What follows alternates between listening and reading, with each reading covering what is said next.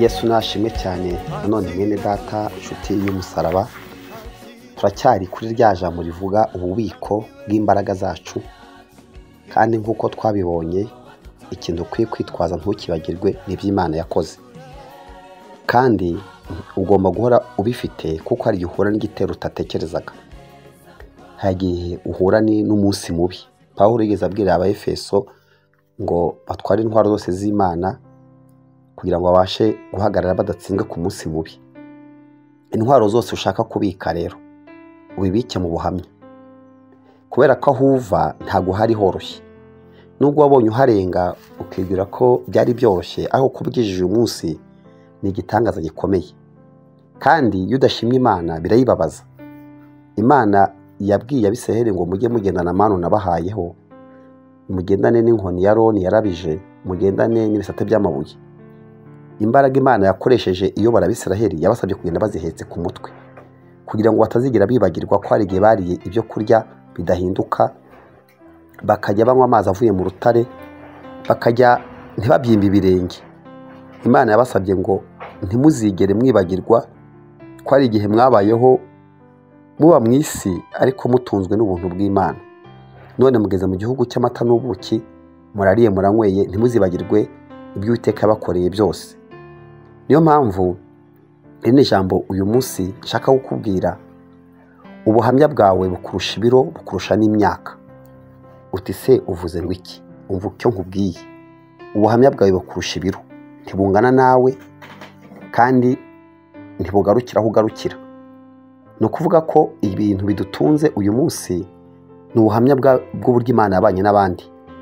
Niyo mpamvu iyo wibagiwe, iyo utazi imbaraga z'Imana uretse ko mwibwira ko uzifite, uzasoma amakuru yanditse muri Luka igice cya mbere 26. Luka igice cya mbere 26, kugira ngo Mariya abashe gusama inda bamuhaye ubuhamya. Yarimo yibaza ngo ese ibyo bizabaho bite ko ntararyamana n'umugabo? Yarabwiwe yuko agiye kubyara umwana w'Imana, kubyara Yesu. Abaza ikibazo nk'icyo ufite, yibajije inzira bizanyuramo. Mu bibazo nabonye byica abantu ni ukwibaza ngo bizaca he, kuko usanga rimwe na rimwe hari amategeko yabikaniye, hari n'igihe wumva ubuhamya bw'abandi byanze. Na Mariya rero yarabajije ati se ibyo muvuze bizabaho bite ko ndi isugi ntararyamana n'umugabo? Yarabwiwe ngo imbaraga z'Isumba byose zagukingiriza, umwuka warazakuzaho, imbaraga z'Isumba byose zizagutwikira. Cyo gituma uwera uzavuka azitwa umwana w'Imana. Arangije baramubwira ngo kandi ngo mwene wanyu Elizabeti, ubwo ngeze mu buhamya noneho. Ubwo uzi ko na marayika yitwaza ubuhamya? Marayika yitwaza ubuhamya. Yaramubwiye ngo kandi mwene wanyu Elizabeti ubafite inda y'amezi 6, uwitwaga ingumba ubu aratwite. Tekereza kuba Imana nayo ubwayo ituma marayika ngo mubwire ko ibyo ngiye kumukorera hari undi nabikoreye. Ni ukuvuga ko ubuhamya n'imbaraga zitagirwaho impaka. Yaramubwiye ngo hari undi nakoreye ibyo ngiye kugukorera. Kwibagirwa ineza yawe watugiriye Mana. Bamwe muri twe bari bapfuye urabarengera, ndetse babonaga umworera munini cyane, ariko ushimwe ntiwadutaye. Ukuboko kwawe kwaraturamiye. Niyo mpamvu twabonye ko Dawidi muri bwa buhamya bwe bwishe Goliyati yahise abwira, ageze imbere ya Goliyati, rero wibukiye intambara uyumve. Buriya niba ari ikintu kibi nabonye kibi kibaho, ni umuntu w'Imana gutsindwa urugamba. Kankubwire impamvu uru rugamba urimo ubona rwanze kurangira, ni uko bisaba ko urutsinda. Uru rugamba uri kunyuramo, iyi ntambara nuyitsindwa, iyi ntambara yawe nuyitsindwa, ubwo ibintu byose bizajya bikunanira, bizananira n'abagukomokaho. niyo mpamvu ukwiye guharanira gutsinda, kunesha, kwihangana, kuvuga neza, guhamya, kubera ko urugamba rwanesheje umubyeyi runesha n'abana be. Kuko iyo unesheje unesha ku bw'abandi benshi. Niyo mpamvu nakubwiye ngo ubuhamya bwawe bukurusha ibiro, bukurusha n'imyaka. Ubuhamya bubi niyo bwaba ari bubi ntiburangirana na nyirabwo n'abazamukomokaho b'uwo muntu witwaye nabi. Ubuhamya bubi bugira n'ingaruka ku bana. Abana ntibabona aho banyura. Umuntu rero umuntu ntakwiye kuyavuga ati ndarangirana nanjye, ngo ibyanjye bizarangirana nanjye. Ariko ibaze igihe abantu bazaba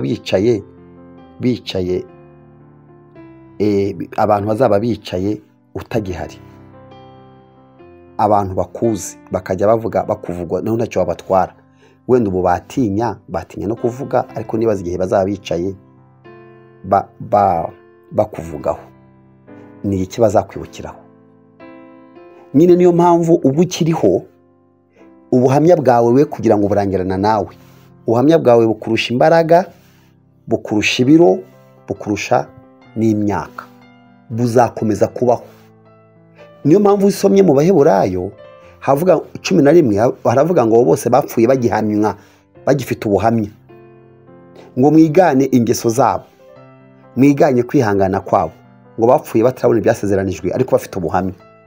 Ndashaka kubwira ko ubuhamya bukurusha ibiro, bukurusha imyaka, bukurusha no kugenda. Wowe ushobora kugarukira hafi ukabona n'itike rikujyana, ariko ubuhamya bugenda aho utabasha kugera. Ubuhamya bubi bugera kure aho utabugarura. Ubuhamya bwiza bugera kure. Niyo mpamvu n'ubuhamya bwa Dorukasi bwamuzuye. Niyo mpamvu marayika yabwiye Mariya ngo hari ubuhamya ngiye kuguha utumuri busame. Ati nubuhe? Ati nuko hari undi muntu w'umukecuru utwite, hari izina yageraga yitwaga Ingumba, ubafite inda y'amezi 6. Umva rero nkubwire, ikibazo cyose ufite hari undi muntu uzi, hari Elizabeth wawe Imana yagushyiriyeho, Imana yagikemuriye. Niyo mpamvu iyo nigisha kwizera ntago mbyigisha nk'ibintu bya maji, ibintu bidashoboka. Ndashaka kubwira ko iyo ndi kuvuga amavugira Imana.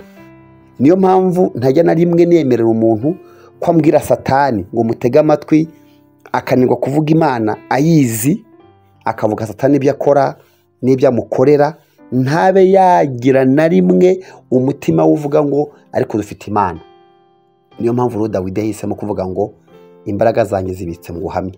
Icyo tuvuganye muri iyi nyigisho ni ijambo rivuga ngo ubuhamya bwawe burakuruta, bukurusha ibiro, bukurusha imyaka, bukurusha no kugenda. Uko wubaka ubuhamya bubi niko uzajya aho uzajya uzawusanga buhari. Nigeze nsoma ibijyanye ngo n'umugore w'imico myiza muri Bibiliya ngo ninde wamubona, bakamuvuga cyangwa se umugabo w'imico myiza. Uzi ko umugabo w'imico myiza bishobora gutunga abana be? Imico myiza y'umugabo yatunga abana be, kuko ubuhamya burakurusha imyaka. Natani wabanaga na Dawidi nubwo yaguye ku rugamba, ariko Dawidi yaravuze ngo niko nshaka kugirira Natani neza. Nataniyeli umuhungu wa Sawuli yari yaramugiriye neza, ngo kubwiye neza ya Natani. Tekereza, umuhungu wa Sawuli yapfanye na se, ariko apfa yarasize ubuhamya bwiza. Dawidi ageze ku ngoma aravuga ngo ndashaka kugirira neza umuntu waba warasigaye ku bwa Natani. Ndashaka kubwira iki rero? Ndashaka kubwira ko ubuhamya bwiza buzagutungira abana utagihari. Urumva kwitwara neza, kuvugwa neza bizatuma abana bawe utagihari, abuzukuru bawe. Niyo mpamvu mbwira abantu bose ko niba ari ikintu gikomeye mu buzima nicyo bita character, behavior, comportement, uburyo umuntu yitwara. Uburyo umuntu yitwara birusha imbaraga ubwenge, birusha imbaraga amafaranga, birusha imbaraga icyubahiro. Abantu baragenda ntibite ku myitwarire yabo bagira, bakagira ngo hari ikibisimbura. Umva nkubwire rero nshuti y'umusaraba, niwibagirwe ibyo twavuze byose, wibuke ko ubuhamya bukurusha imyaka, bukurusha ibiro, bukurusha kugenda. Ni nayo mpamvu Imana yahisemo kubika imbaraga ziturengera none mu by'Imana yakoze. Wowe rero iyo ugenda ntabwo ugenda nkawe, ubwawe uri imbaraga z'Imana zigenda, uri umusaruro w'amaboko y'Imana. Kuba rero wabwira Satani ngo ndi ubusa, ngo ntacyo ndi cyo, ndi zero, Imana irababara bigakomera. Uyu mwanya turimo dusenga kandi dutekereza kujya muri ry'Imana, wowe unyemerere ukora uyu mwitozo. Ibibazo byawe birahari, bikomeza biranditse. Ari umva nkubwire kano kantu kandi ukumve. Ibibazo ufite birabarika. Niba ari amadeni ufite arabarika. Niba ari amadeni ufite uranayazi. Niba ari abanzi, abakwanga, nabo urabazi, ndetse n'ibyo bakoresha byose urabizi. Ibintu byose bigutera, ibikurwanya, bigira amazina, biranabarika. Ariko imbaraga z'Imana zikurinda, mu Gifaransa bavuga ngo ni imbaraga ziri insondable, ntabwo zirondoreka. Niba ufite abantu bakwanga, urabazi, nuko bakwanga urakuzi, ariko urukundo rw'Imana kuri wowe ntabwo rupimwa. Ibikurwanya birazwi, n'amadeni ufite arazwi, ariko imbaraga Imana ikurindisha n'ubutunzi Imana ifite yagukirisha ntabwo birenze, ntibibarika. None ubwo ari uko ibibarika bikutesheje umutwe, ibuka ko n'ibitabarika, Pawulo yaravuze ngo impamvu tudacika intege tutareba kubibarika, tureba kubitabarika. Umva nkubwire, aya magambo yagombye gukomeza pe. Wagombye gutera haleluya, wagombye guhita ushima Imana, wagombye kumenya ko utari bupfi, ugakora mu isaho y'Imana yakoze. Imana iguhe umugisha. natwe tuzaguma